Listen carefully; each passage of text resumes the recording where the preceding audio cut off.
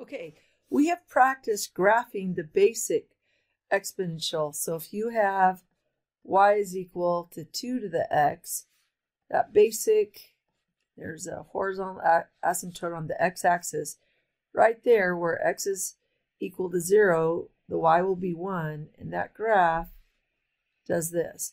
Well, now notice there's other stuff going on, and those changes, or mathematically called transformations, are similar to ones that we did in with quadratics or any of the other polynomial or root functions. So this is when you go to graph, remember what I said to pay attention to. Whatever zeroes out the exponent. So if it's 2 to the x, 0 zeroes out the exponent. But now what zeroes out positive 1? The inverse, additive inverse, negative 1. That's what goes in the middle of the table. That value, whatever zeroes out the exponent, goes in the middle value. When you plug that in, you have 2, negative 1 plus 1 is 0. 2 to the 0, any non-zero number to the 0 power is 1. 1 plus 1, we're up there at 2. Now look at, normally when we're at 0, we're up there at 1.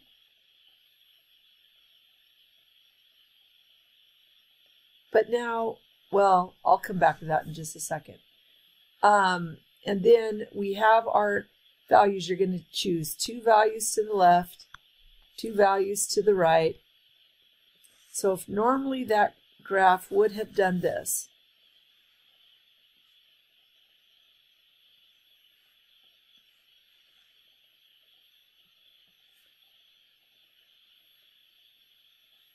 It would have just kept going up, something like that. Well, look at what happens. If we use transformations,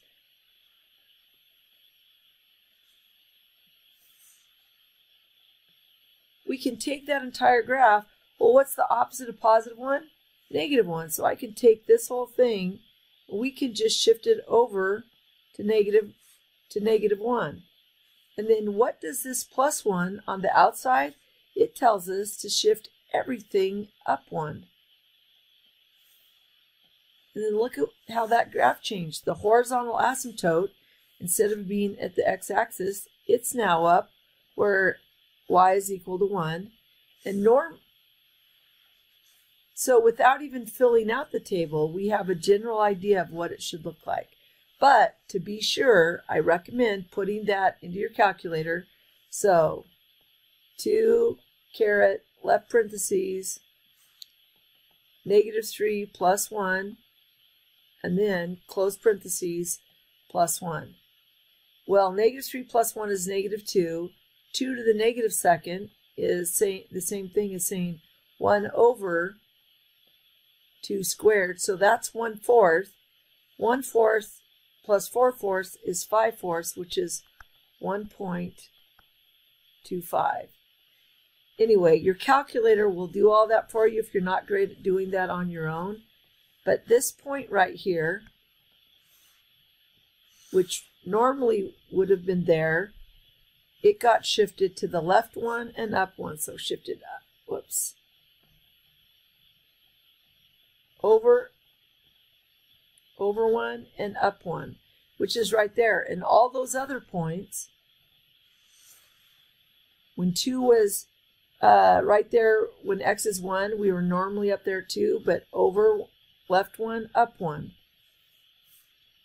When x was 2 on the original, 2 squared is 4. We have to go over 1, up 1. Notice, so we could take the normal parent graph right here, find those values, and then just transform them using normal transforming skills. All right, let's try. Remember, when the base is an integer, this graph is exponential growth. Look, it's growing very rapidly. Exponential, I'll just abbreviate that, growth. And remember what I said, when the base number is a fraction, that's exponential decay. meaning that graph is now going to be reducing rapidly. So normally that parent graph could still be there if we had 1/2 to the x. That's kind of the basic parent graph. At -1, we would be up at 2. At -2, we would be up at 4. At -3, we would be up at 8.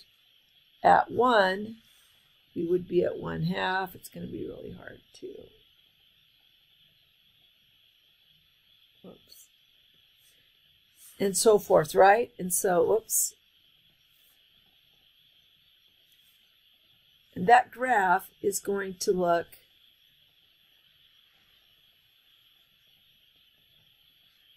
and again, whatever zeroes out inside here, well, inside the exponent, the additive inverse to -2 is +2. That's what's going to go there. And then you type all that into your calculator. But, and to get your values, or you can basically use the transformation. It's a little bit harder when the fraction isn't 1/2 because those values change a little bit. But notice there's a +2 on the outside.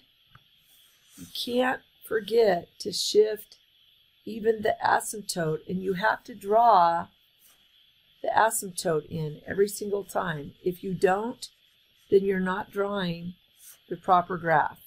All right, that's it for this one.